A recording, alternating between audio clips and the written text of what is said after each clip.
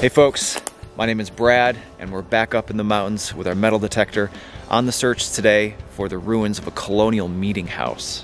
When the colonists first started to arrive in the mountains of Vermont in the first half of the 1700s, small farming communities started to pop up everywhere. And in the center of most was a building that sole purpose was for gathering and discussing local issues. Now, the side of this mountain is absolutely peppered with colonial homes and farms. The place that I hope to find today is where they would all gather several times a month. I've got a ways to hike, but it's an absolutely beautiful day today.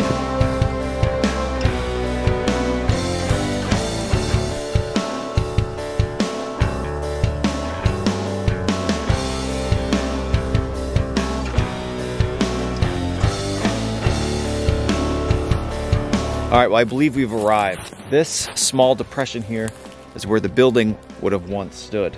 The folks who invited me out here today, who own this land and gave me permission to do this, are very interested in genealogy and local history, and they're the ones who have given me all the information on this particular place. They say that all of the stone that was used for the foundation was at some point taken and used for other purposes, which is not uncommon with buildings of this age. You know, I'm not exactly sure what we're gonna find here today. I don't think any money was ever exchanged at these places, but I'm hoping that since there was a lot of traffic here by the whole community, there'll be a few things to find in the ground today. Let's get our metal detector out, see what we can find. Well, I am right on the edge of the foundation here. The hole is right there. And I got, you know, the ground is completely saturated with not only iron nails, but this stuff as well. You know, who knows what this is, but it sounds great on the metal detector, and it's absolutely everywhere. So I got that out of the hole, checked again, still pretty good. Wound up with a knife blade, probably cutlery, I would guess. And I kept checking, and I found this. So this would have been on the front of a piece of furniture with a drawer, more than likely, and this is where the little, you know, the little handle would have been. This would have been, let's say, 4 parts. This would have been the escutcheon. It would have had 2 pins with holes, and then, of course, the little puller. So that's pretty cool. A very, very expensive looking piece of furniture. This is a thick piece of brass, and you can imagine several drawers all with one of these on there. It would have been a beautiful piece of furniture. Maybe it went this way. It almost looks like a fleur-de-lis up there. Pretty cool. Escutcheon, knife, and a bunch of garbage. It's a lot of work in this iron, but hopefully it'll be worth it. Let's keep trying it out. All right, well, I just got a little iron artifact here, and if it is what I think it is, I'll check it out. There's some pottery right here. If it is what I think it is, it's not a very pretty one, but any of these is exciting to me. What do we think? Is that a padlock? Suppose this would have been the back. Unfortunately, it's missing the front plate. And I'm just kind of noticing, you know, obviously the pottery is here, but this soil almost looks like there's a bunch of ash in here. So I'm wondering if this place, either if this place burnt down, or if I'm in a trash pit right now. But that's what it is, a little padlock. Who knows? We'll keep searching around. If I am in a dump here, maybe the rest of it's in here too. Pretty cool. Oh man, so I got a pretty low tone here. Let me actually get my metal detector. I'll tell you exactly. There's only a 56. So I was fully expecting it to be a shotgun shell. I've been finding a lot of those today. And I don't know if you can see it in the hole. It is a buckle. I believe it's a shoe buckle. And it looks like it's in beautiful condition. Never would have expected this to ring so low.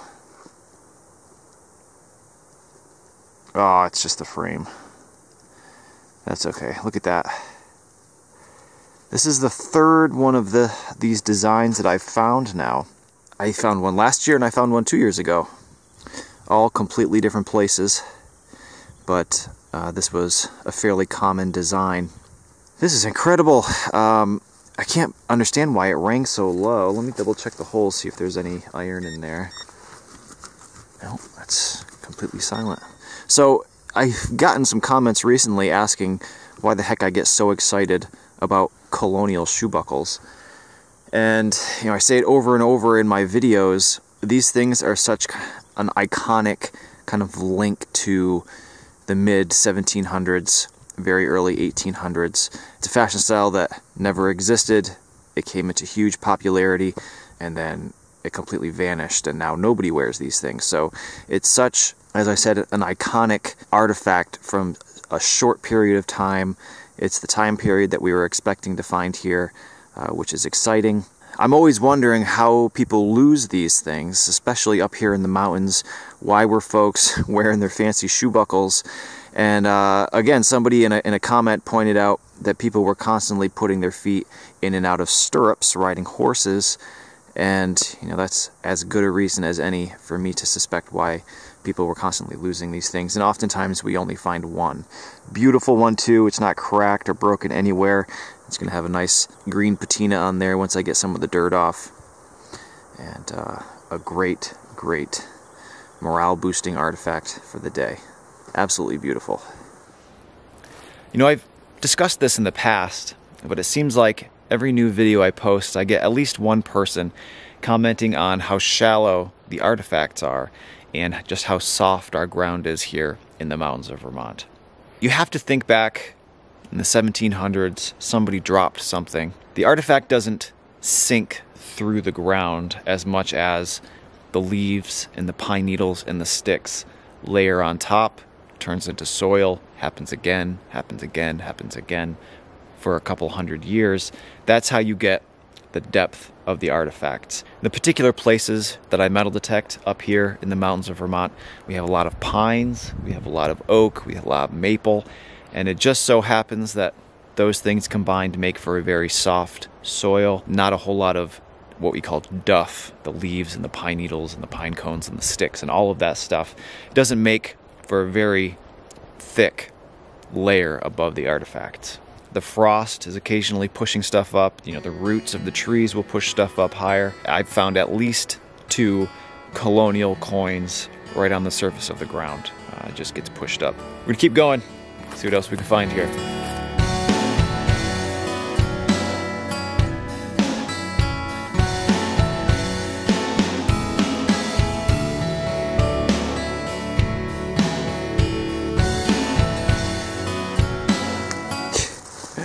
I don't know what it is about today, but I just found my second padlock. This one is in considerably better condition than the last one. Not only does it have the front and the shackle, it appears, but it also has this big, beautiful keyhole cover, which very oftentimes will have a manufacturer on there. Let me get this cleaned up just a little bit, see if maybe we can read that. Unfortunately, I can't make anything out on the keyhole cover right now, but I was able to get it mostly cleaned up. The shackle's all still there. I'm wondering if maybe the manufacturer is on the keyhole plate that's underneath the cover. This thing would swing out of the way, keep dirt out of the lock itself, and it could be that the manufacturer is on that underneath this. Shackle's still there. It's going to make a nice little display piece. It's a lot better than the other one I found today. That's a great find. We just got a piece of iron here. I don't know what it is. It does appear to be a tool of some kind. Perhaps there was, you know, a wooden pole that went through here. You folks let me know what you think. I mean, it could be a smaller part of, you know, a larger mechanism. Anything, really. I don't know. Let me know what you think. It's an interesting piece. Probably recognizable for somebody who's seen one before. Pretty cool. Alright, I got a pretty nice target here. I've already cleared all the pine needles away here. 81. Let's see what we might have here.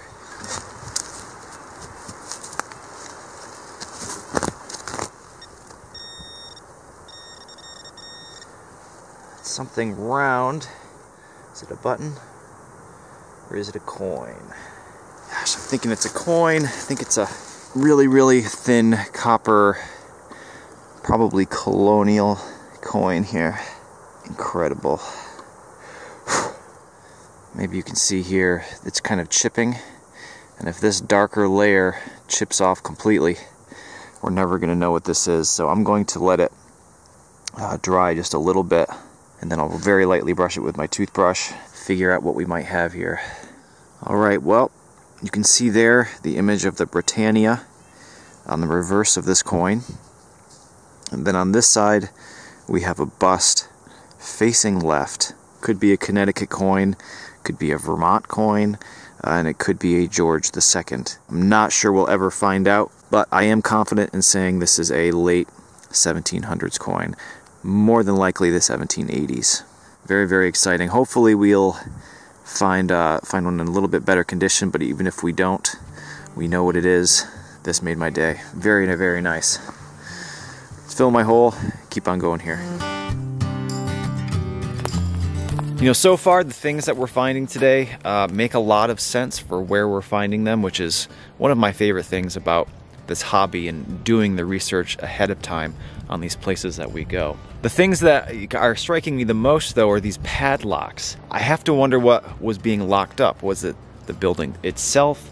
Was it the gate? You know, it makes you wonder.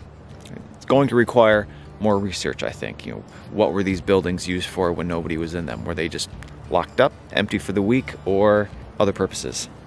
It's interesting. Let's keep going, see what else we can find here.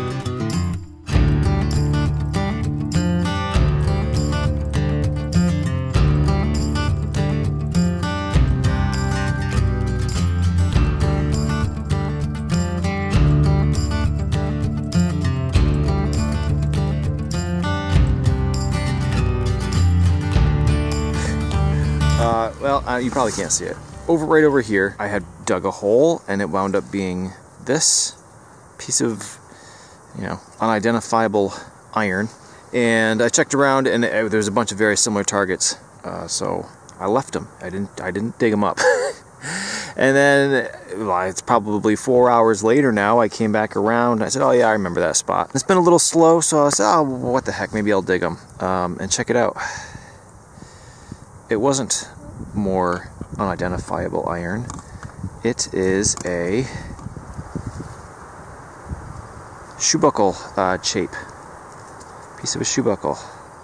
This part goes way down here. It does still have, looks like 2 out of maybe its 3 teeth, or maybe it only did have 2 teeth. But that is very, very cool. That it's a good lesson. Just because you find something like a piece of iron doesn't mean that the target right next to it is more of it. I'm back. Same hole. Rechecked. Check it out. There's the frame. That's awesome. It's only obviously part of the frame. I guess I should check one more time here. Well, that seems like it's it. I'll check, you know, the area again with a metal detector, but let me get that shape back out. Yeah, that's where it would have gone to. Very cool. I'm out in what would have been a pasture at the time, I believe. You know, who knows, riding around on their horse and lost one of their buckles. I mean, this thing, this thing exploded.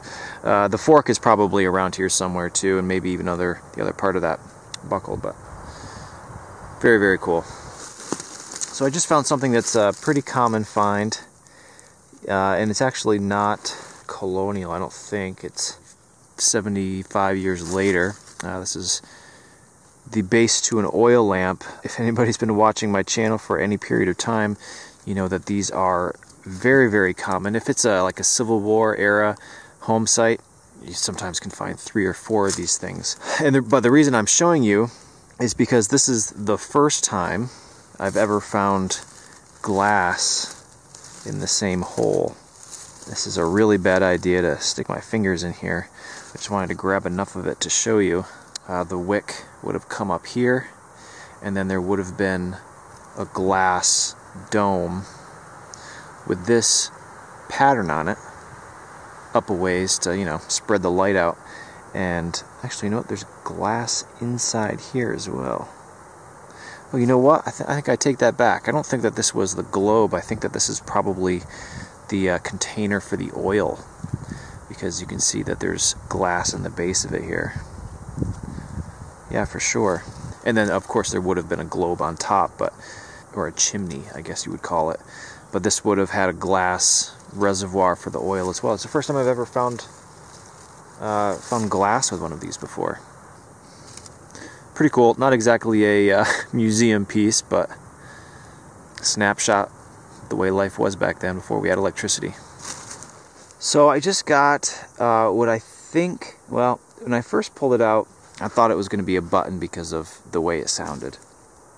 I've been sitting here rubbing this thing on my pants for maybe 5 minutes, and I think that it might be a coin. I'm fairly confident it's too small to be a half cent, an American half cent, or even, I guess it could be a farthing, like a British farthing from the 1700s. But there looked like some like script or like leaves or something on there, like you would see on the back of a half cent, but I can't see it anymore. I rubbed it too much. Not a whole lot. It's actually a little bit shiny now that I burnished it on my pants. So I don't know. I feel like it's a coin. It might be like a token of some kind, or I guess it could be a farthing, a British farthing. It's just so small. Don't know, but we're gonna end on this artifact here, whether it's a coin or it's a button with no shank. We're right at the end of the day here, and we're gonna pack up, see what we found today. All right, folks, the day is coming to an end here. Targets are becoming pretty few and far between, so we're gonna pack up and get out of here. You know, I wasn't really sure what we were going to find today, but it turns out the things that we did find make a whole lot of sense. You know, nobody was living here, but it did get a lot of traffic. We found shoe buckles, padlocks, and a couple coins. Maybe one coin, maybe a couple coins. Got it all displayed out here. Let's take a look. All right, starting from the back, we have this iron hook thing, and you know, the more I think about it and the place we are, I'm wondering if it has something to do with like a gate, hitching horses, something to that effect. We did end up getting 2 padlocks here. Your guess is as good as mine as what those were intended for. We did get 2 knives. I'm not sure if either of them, honestly, are table knives. I mean, this one most certainly is not. It's so big. 1 oil lamp, quite a bit later. An escutcheon for a piece of furniture. 2 shoe buckle frames and 2 shoe buckle chapes. This one has a fork on it still. These 2 go together. These may or may not. I found them quite separated. Only 1 button today, a big old flat coat button. No design on it, unfortunately. And then, last but not least, the 1, potentially 2 coins we found today. This one has a Britannia on it, and then the little tiny disc, which may be a button, may be a coin. It seems too small to be a half cent or even a farthing, but I'm not sure. Maybe it's a button. All right, folks, I want to thank you again for watching. Spring is here. Pretty soon we're going to have leaves on all these trees, and I cannot wait. I'm going to pack up my gear, start hiking out, and hopefully I'll see you next week for another new video up here in the mountains of Vermont.